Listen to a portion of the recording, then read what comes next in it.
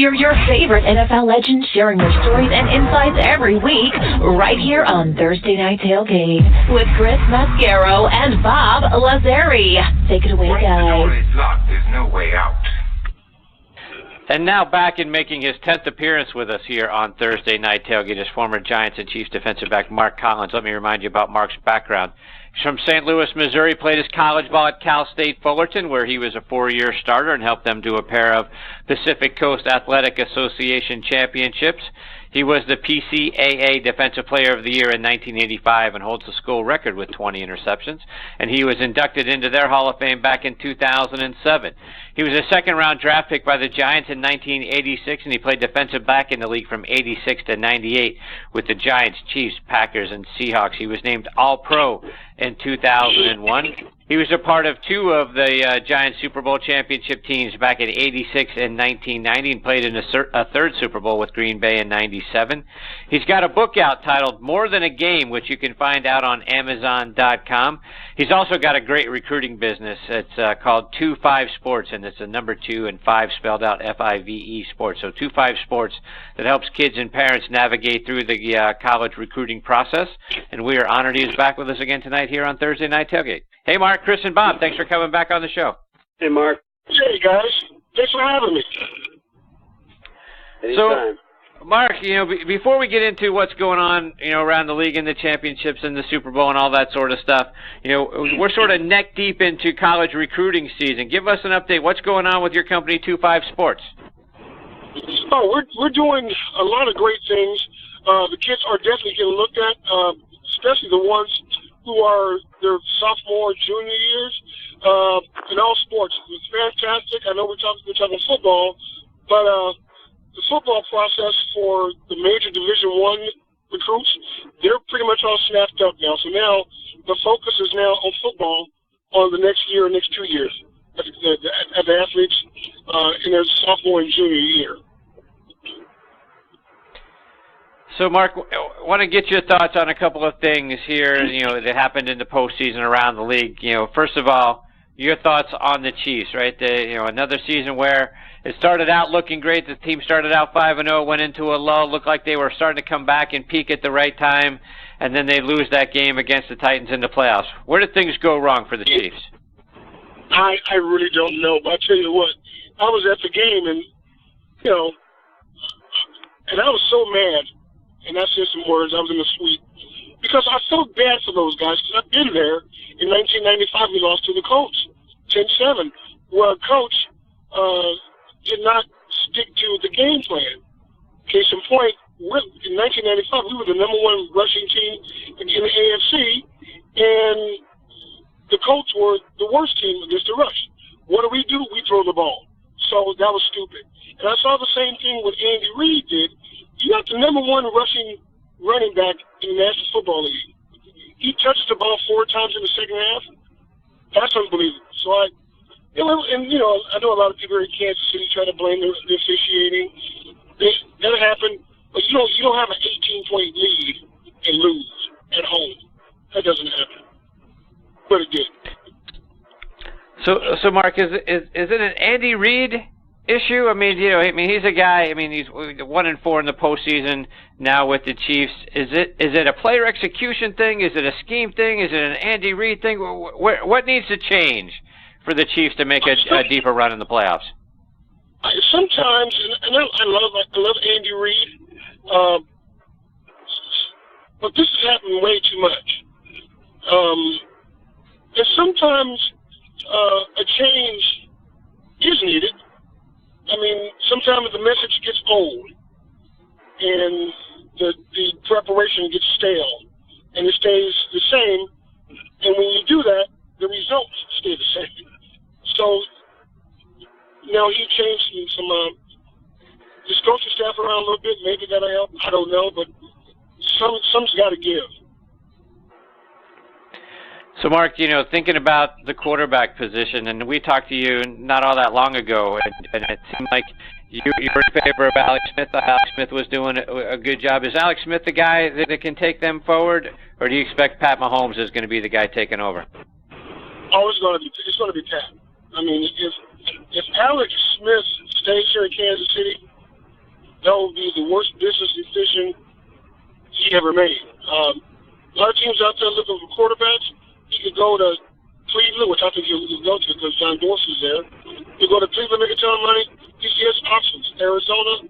But yeah, if he stays here, that's not too smart. Because Mahomes is the future, and that's one of the changes I think that Andy is going to make. Bob, questions for Mark? Great to speak with you again, Mark. And up here in New England, of course, some things remain the same, Mark, and mostly revolving around Bill Bellichick. And he was your first defensive coordinator after you got drafted by the Giants in '86. I want to know your first interactions with him and your first impressions when you finally met him. Well, he was a young coach, very, very detail-oriented. He knew every aspect of the defense. He knew all the aspects of the special teams. He was a special team coach also. And he just knew everything. He to me, and I played under Fritz Shermer's defense, Gunther Cunningham, but some about a Belichick coach defense, they're always well-trained and well-schooled and well-coached. Nothing surprises Belichick coach defense. And if you notice, especially over the last maybe 3 or 4 or 5 years, they're doing it with no major stars, no big superstars. Yeah, you got Amendola, you got Brady, you got Gronk, but I mean, a lot of people don't know who the offensive lineman is, or they don't know. There's just guys who are well coached and they do their job and they go home and they win Super Bowls. So Belichick, he knows what he's doing, and if everybody could duplicate it, everybody have a lot of Super Bowl rings, but sometimes you just can't duplicate greatness. And having played under Parcells, Mark, versus Belichick, as far as the way they handle themselves, Parcells always seemed to be much more animated, of course being the head coach, but compare the two guys, their styles and their personalities. Well, Parcells was more of a aggressive motivator. He motivates through, I would say, fear. He'll tell you in a heartbeat. I've seen him do this to many rookies. He goes, "Hey kid, if you can't get the job done, we'll find somebody else who can." He says, "It's not personal. That's the nature of the business." And I was going, "Wow, that's some pretty deep stuff." It's not personal. If you can't do the job, we'll find somebody else who can. And the player would go out and just run through a wall for Parcells, and his message was received. Belichick's a little different. Belichick is more methodical, more thoughtful. He pushes the buttons on the players slowly. He may push 2 buttons at a time to get that reaction. But he's real cerebral, slow, methodical. He gets exactly what he wants. Perfect example is, he's not a yeller and screamer. He's just not. And he'll let you know without saying it to you. But trust me, I know what I'm doing. Just make the adjustments. We'll win the game. And he's been right since I've known him, and he's been right now. So, yeah. And Mark, the Giants are the only team that has had consistent success against the Patriots, right? I mean, the 2 Super Bowl wins against New England. What do you think? Why the Giants? What is there something about the philosophy that the Giants have defensively that's been consistent year over year over year? Things reaching all the way back to when you were there that helps neutralize what the Patriots want to do on offense. Oh yeah, when Kaufman was with the Giants. He was a receivers coach, but he had a lot of input on the offensive plays. And, of course, Belichick was a defensive coordinator. And we used to go at it. Coughlin knows exactly how to defuse the Patriots. He knows what Bill likes to do. He knows what his offensive coordinator likes to do. And it's not simple. It's not brain surgery. All the Giants do is just slow the ball down. Keep the game close. And there's a history that the Patriots, they don't want to score to be too close. That's not their MO. They want to get in the 27, 35 point range. If you keep those guys, and Coughlin knows this, if you keep those guys under 19 points and your team keeps up, you got a good shot of winning. And that's what he did with the Giants.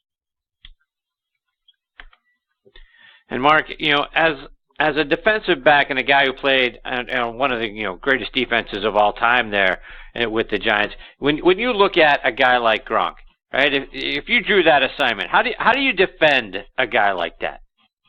You know what? You can't. I mean, you can't jam anybody now. I mean, this guy's was he 6'7", 280? You can't defend that. You can't jam him. He's going to push you off. You can't. There's no answer. There's really no answer. You just hope that the pass rush gets to the quarterback before they see him open. But and what he does is he just posts up on you, and Tom throws the ball and he catches it. You cannot coach height. So and strength. That's just something. He's one of the best. And Mark, when you look at this Super Bowl, right? You guys went through something very similar to what's taken shape sort of with the Eagles, right? You go to the Super Bowl with your backup quarterback, right? And Jeff Hostetler. He only started the last two games of that regular season, so very similar to what we're seeing with Nick Foles. Curious to get your thoughts. Were you guys confident in Hostetler that he was going to be able to go in there and actually win that Super Bowl? And now when you compare the things, is it similar? Does it feel like this could happen for a guy like Nick Foles? Well, it can.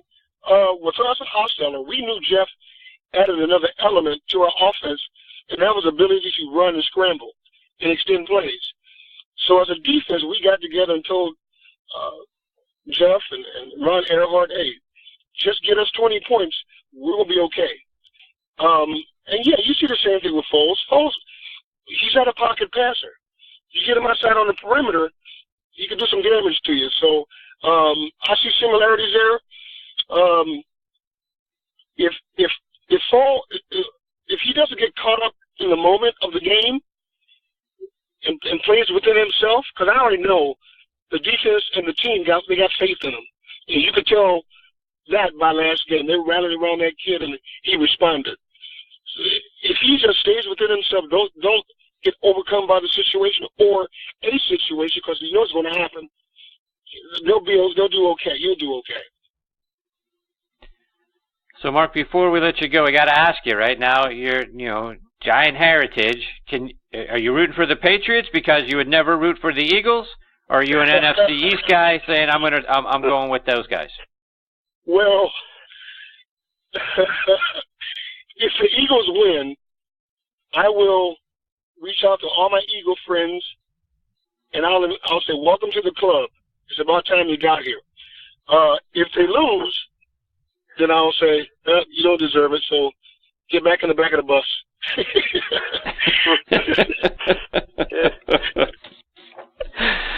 Mark, let our listeners know, how can they stay up to date with all the great things that you're doing? Again, remind them how they can follow you on Twitter and on social media. Follow me on Twitter at 25sport, the number 2, FIVE Sports. On Facebook, I got too many Facebook friends, so I can't accept anymore. I'm at the limit. But I'm on Facebook. I'm on Instagram. Do a lot of stuff. The company's doing well. Do not go get your kids. Start that process now. Building that profile. I get so many calls late. Mark, can you help my son? Can you help my daughter?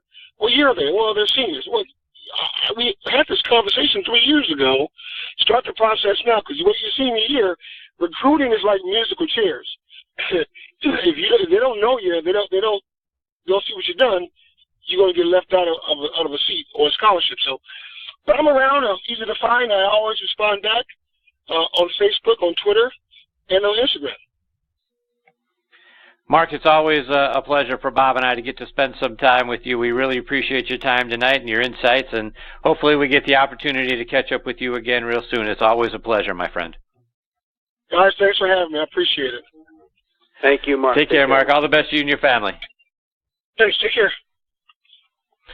That is former Giants and Chiefs defensive back Mark Collins. And Bob, you go back to those great Giants teams of the mid '80s, early '90s, right? The 2 Super Bowl wins, and just as talented as defenses there probably has ever been in the league. And then to think that he was under the tutelage of Bill Belichick, and now we see what Belichick has become. But interesting perspective from Mark on not only the Giants but also what the Chiefs need to be doing this off season and looking ahead to next year.